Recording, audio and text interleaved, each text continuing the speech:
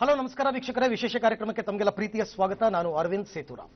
ಮೊನ್ನೆ ಗುರುವಾರ ಬೆಳಗಾವಿಯ ಸುವರ್ಣಸೌಧದಲ್ಲಿ ನಡೆದಂತಹ ಪ್ರಹಸನ ಇಡೀ ರಾಜ್ಯಕ್ಕೆ ಚರ್ಚೆಗೆ ಕಾರಣವಾಗಿರತಕ್ಕಂಥ ವಿಚಾರ.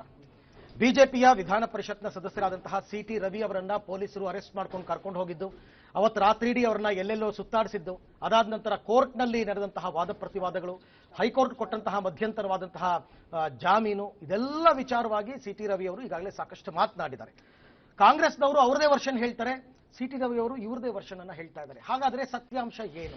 ಇದ್ರ ಬಗ್ಗೆ ಮಾತನಾಡೋದಕ್ಕೆ ಬಿಜೆಪಿಯ ವಿಧಾನ ಪರಿಷತ್ ಸದಸ್ಯರು, ಮಾಜಿ ಸಚಿವರು, ಬಿಜೆಪಿ ನಾಯಕರು ಸಿ.ಟಿ. ರವಿ ಅವರು ನಮ್ಮ ಜೊತೆ ಇದ್ದಾರೆ. ಕಾರ್ಯಕ್ರಮಕ್ಕೆ ಅವರನ್ನ ಸ್ವಾಗತ ಮಾಡ್ತಾ ಇದ್ದೀನಿ. ಸರ್ ನಮಸ್ಕಾರ, ಕಾರ್ಯಕ್ರಮಕ್ಕೆ ಸ್ವಾಗತ. ನಮಸ್ಕಾರ. ಹೇಗಿದೆ ಸರ್ ಹೆಲ್ತ್ ಇವಾಗ ನಿಮ್ದು? ಸ್ವಲ್ಪ ಮೈಕೈ ನೋವಿದೆ, ತಲೆದು ಸ್ವಲ್ಪ ಇನ್ನೊಂದು 2 ದಿನ ಬೇಕಾಗತ್ತೆ. ಮೂಗೇಟು ಅಂತಾರಲ್ಲ ನೋಡಿ, ಆ ಥರ ಈ ಥರದ ಪೆಟ್ಟು ಬಿದ್ದಿರೋದು. ಈ ಪಕ್ಕೆಲುಬನ್ನಲ್ಲಿ, ಬೆನ್ನ ಹಿಂದ್ಗಡೆ ಆ ಥರ ಮೂಗೇಟ್ ಬಿದ್ದಿದೆ. ಇಲ್ಲಿ ಕಾಲ ಹತ್ರ ಒಂದು ಸ್ವಲ್ಪ ಇದೆ. ಮತ್ತೆ ಈ ಬೇಬಿ ಸಿಟ್ಟಿಂಗ್ನಲ್ಲಿ ಕೂರಿಸಿ ಆ ಕಡೆ ಈ ಕಡೆ ದಡೂತಿ ಪೊಲೀಸರು ಕೂತಿದ್ರಲ್ಲ, ಹಿಂಗೇ ಕಾಲಿಟ್ಕೊಂಡು 15 ಗಂಟೆ 20 ಗಂಟೆ ಕೂತಿದ್ರಿಂದಾಗಿ ಈ 2 ಭಾಗದಲ್ಲಿ ಪೇಯ್ನ್ ಇದೆ. ಯಾಕೆಂದ್ರೆ ಕಾಲು ಹಿಂಗೆ ಮುಂದೆ ನಿಡಂಗೂ ಇರಲಿಲ್ಲ, ಹಿಂದೆ ನಿಡಂಗೂ ಇರಲಿಲ್ಲ. ಲಾಂಗ್ ಜರ್ನಿ ಎತ್ತೆತ್ತ ಹಾಕೋದು. ನಾನು ಹೇಳಿದೆ ಬ್ಯಾಕ್ ಪೇನ್ ಆಗ್ತಾ ಇದೆ ಅಂತ. ಅವ್ರಿಗೆ ಒಂದು ಬದಿಗೆ ಕೂತ್ಕೋತೀನಿ ಅಂದ್ರೆ ಬದಿಗೆ ಕೂರ್ಸಕ್ ತಯಾರಿರಲಿಲ್ಲ. ಅವರು ಮಧ್ಯದಲ್ಲೇ ಕೂತ್ಕೋಬೇಕು. ಅವ್ರದ್ದು ಸಿಸ್ಟಮ್ಗಳೆಲ್ಲ ಇದ್ವು ಆ ಸ್ಕಾರ್ಪಿಯೋದಲ್ಲಿ, ಆ ವೈರ್ಲೆಸ್ ಸಿಸ್ಟಮ್ಗಳೆಲ್ಲ, ಕಾಲು ನೀಡಂಗೂ ಇರಲಿಲ್ಲ. ಮತ್ತದು ಗಂಟೆಗಟ್ಲೆ ಅಂದ್ರೆ 10 ಗಂಟೆ 12 ಗಂಟೆ ಹಂಗೆ ಕೂರಿಸಿ. ಈಗ ಬೆಳಗಾವಿಯಿಂದ ಬೆಂಗಳೂರಿಗೆ ಬರೋದು ಬಿಟ್ಬಿಡಿ, ಅದ್ರ ಹಿಂದಿನ ದಿನ ನೈಟ್, ಹಿಂದಿನ ದಿನಂತೆ ಆ ರೀತಿ ಒಂದು 12-13 ಗಂಟೆಗಳ ಕಾಲ ಸುತ್ತೋಡಿಸಿದ್ರಲ್ಲ. ಹಾಗಾಗಿ ಅದು ಸೇರಿ ಇದು ಸೇರಿ ಎತ್ತಾಕ್ಬೇಕಾದ್ರೆ 50-60 ಜನ ಪೊಲೀಸರು. ನಾನು ಮನುಷ್ಯ, MLA ಬಿಟ್ಬಿಡಿ, ಮನುಷ್ಯ ಅಂತಲೂ ನೋಡ್ದಲೇನೆ ಮೂಟೆ ಎತ್ತೆ ಒಗಿದಿದ್ದು ಅವೆಲ್ಲವೂ ಸ್ವಲ್ಪ ಮೈಕೈ ನೋವು ಆಗ್ತದೆ. ಈಗ ಅದಲ್ಲದೆ ಬೇರೆ ಹಾಸ್ಪಿಟಲ್ ನೀವು ತೋರಿಸಿ ಎಲ್ಲ ಇದು ಮಾಡಿದ್ದೀರಾ ಸರ್? ಟ್ರೀಟ್ಮೆಂಟು ತಗೊಂಡಿದ್ದೀನಿ. ಬೆಳಿಗ್ಗೆ ಇದನ್ನು ಕ್ಲೀನ್ ಮಾಡಿ ಕ್ರೀಮ್ ಹಚ್ಚಿ ರೀಬ್ಯಾಂಡೇಜ್ ಮಾಡಿ ಹೋದ್ರು. ಅವರಿಗೆ ತಗೊಂಡಿದ್ದೀನಿ. ನನಗೆ ಮುಂಚಿಂದಲೂ ಮಾತ್ರಿ ಅವಸ್ಥೆ ತಗೊಂಡು ಅಭ್ಯಾಸ ಇಲ್ಲ. ಇಂಜೆಕ್ಷನ್ ತಗೊಳ್ಳೋದು ದೂರ. ಅವು TT ಇಂಜೆಕ್ಷನ್ ತಗೋಬೇಕು ಅಂದ್ರೆ ನಾನು ಬೇಡ ಅಂದೆ. ಕೊರೋನಾದಲ್ಲೂ ಇಂಜೆಕ್ಷನ್ ತಗೊಂಡಿರಲಿಲ್ಲ. ಹಾಗಾಗಿ ಸ್ವಲ್ಪ ದೂರ. ವೆರಿ ಅನ್ಫಾರ್ಚುನೇಟ್ ಸರ್ ಇಷ್ಟೆಲ್ಲ ಘಟನಾವಳಿಗಳು ನಡೆದಿದ್ದು. ಬಟ್ ಒಂದು ರಾಜ್ಯದ ಜನಕ್ಕೆ ಇರತಕ್ಕಂಥ ಗೊಂದಲ, ಟು ಬಿ ಫ್ರಾಂಕ್, ಸದನದಲ್ಲಿ ಅವತ್ತು ನಡೆದದ್ದು ಏನು ಅಂತ ಅಂದ್ಬಿಟ್ಟು ಒಂಥರ ಗೋಜಲಮಯವಾಗ್ಬಿಡ್ತು ನೋಡಿ. ಸದನದಲ್ಲಿ ನಮ್ಮ ಕಸ್ಟೋಡಿಯನ್ ಯಾರು? ಸಭಾಪತಿ. ನಮ್ಮ ಸಭಾಪತಿ. ಇನ್ನ TV ಮಾಧ್ಯಮದವರು ಮೇಲ್ಗಡೆ ಇದ್ರು. ಹೌದು, ಅವರು ವಿಜುವಲ್ಸು. ಅಲ್ಲಿ ಸಭಾಪತಿಗಳು CC ಕ್ಯಾಮ್ರಾನು ಇಟ್ಟಿದ್ದಾರೆ, ಮೈಕ್ರೋ ಫೋನ್ಗಳನ್ನು ಇಟ್ಟಿದ್ದಾರೆ ನಮ್ಮ ವಾಯ್ಸ್ ರೆಕಾರ್ಡ್ ಆಗಲಿಕ್ಕೆ. ಆಮೇಲೆ ಸ್ಟೆನೋಗಳನ್ನು ಕೂರಿಸಿರ್ತಾರೆ. ದಾಖಲೆಗಳು ಅವ್ರ ಹತ್ರ ಇರ್ತವೆ. ಉಳಿದ ದಾಖಲೆಗಳು ನಮ್ಮ ಅಂತರಾತ್ಮದ್ದು. ಬಹಿರಂಗ ದಾಖಲೆಗಳು ಅವ್ರ ಹತ್ರ ಇರ್ತವೆ.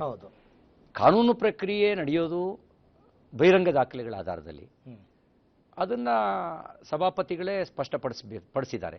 ನಮ್ಮ ಹತ್ರ ಆಡಿಯೋ ವಿಡಿಯೋ ಏನು ಇಲ್ಲ ಅಂತ ಅವರೇ ಸ್ಪಷ್ಟಪಡಿಸಿದ್ದಾರೆ. ಹಾಗಾಗಿ ನಾನು ಅವರ ರೂಲಿಂಗನ್ನು ಮೀರಿ ನಾನೇನು ಮಾತಾಡಕ್ಕೆ ಬಯಸಲ್ಲ. ಬಟ್ ಕಾಂಗ್ರೆಸ್ನವರ ವರ್ಷ ನಮ್ಮ ಹತ್ರ ಆಡಿಯೋ ವಿಡಿಯೋ ಇದೆ, ದಾಖಲಾತಿಗಳು ನಮ್ಮ ಹತ್ರ ಇದೆ ಅಂತ ಹೇಳ್ತಾರೆ. ಕೊಡ್ಬೋದು, ಕೊಟ್ಟು ಸಭಾಪತಿಗಳಿಗೆ ಕೊಟ್ಟು ಅದನ್ನ FSL ತನಿಖೆಗೆ ಒಳಪಡಿಸಿ ಸಭಾಪತಿಗಳ ನಿರ್ಣಯಕ್ಕೆ ಬಿಡ್ಬೋದು. ಈಗೇನಂದ್ರೆ ಆ ಥರ ಏನಾರು ಇತ್ತು ಅಂದ್ರೆ, ಈಗ ನಮ್ಮ ನಿಯಮಾವಳಿಗಳ ಪ್ರಕಾರ ನಮ್ಮ ಕಸ್ಟೋಡಿಯನ್ ಸಭಾಪತಿಗಳು. ಸದನದ ಒಳಗೆ ನಡೆಯುವ ವಿದ್ಯಮಾನಗಳಿಗೆ, ವಿಧಾನ ಮಂಡಲದೊಳಗೆ ನಡೆಯುವ ವಿದ್ಯಮಾನಗಳಿಗೆ ನಮ್ಮ ಕೇರ್ ಟೇಕರು, ನಮ್ಮ ಕಸ್ಟೋಡಿಯನ್ನು ಸಭಾಪತಿಗಳು. ರೂಲಿಂಗ್ ಕೊಡಬೇಕಾದವರು ಅವರೇನೆ, ಆಕ್ಷನ್ ಮಾಡಬೇಕಾದವರು ಕೂಡ ಅವರೇನೆ. ಹಾಗಾಗಿ ಅವರೇ ಆಕ್ಷನ್ ಮಾಡ್ಬೋದು. ಗುಂಡಾಗಳನ್ನು ಕಳಿಸಿ ಆಕ್ಷನ್ ಮಾಡ್ಸಕ್ಕೆ ಅವಕಾಶ ಇಲ್ಲ.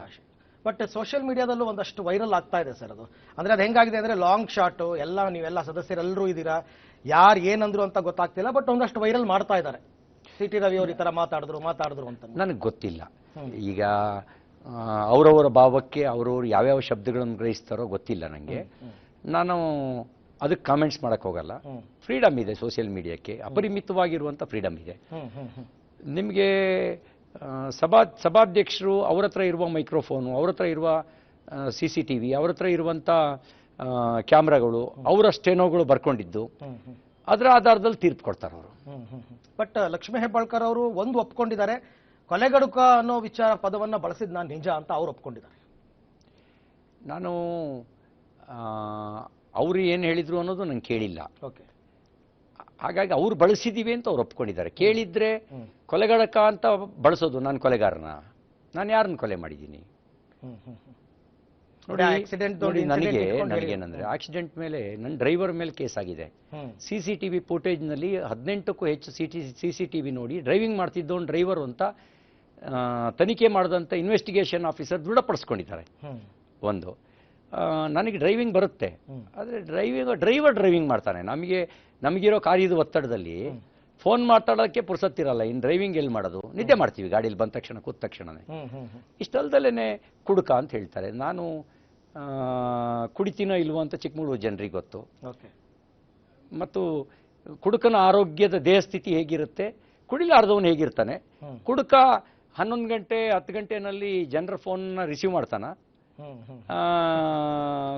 ಅದು ಗೊತ್ತಿರುತ್ತೆ ಜನರಿಗೆ. ಕುಡುಕ 5 ಗಂಟೆಗೆ ಹೇಳೋ ಅಭ್ಯಾಸ ಇದೆಯಾ? ನನಗೆ 5 ಗಂಟೆಗೆ ಹೇಳೋ ಅಭ್ಯಾಸ ಇದೆ. 5 ಗಂಟೆಗೆ ಎದ್ದು ಯೋಗ ಮಾಡ್ತೀನಿ ನಾನು.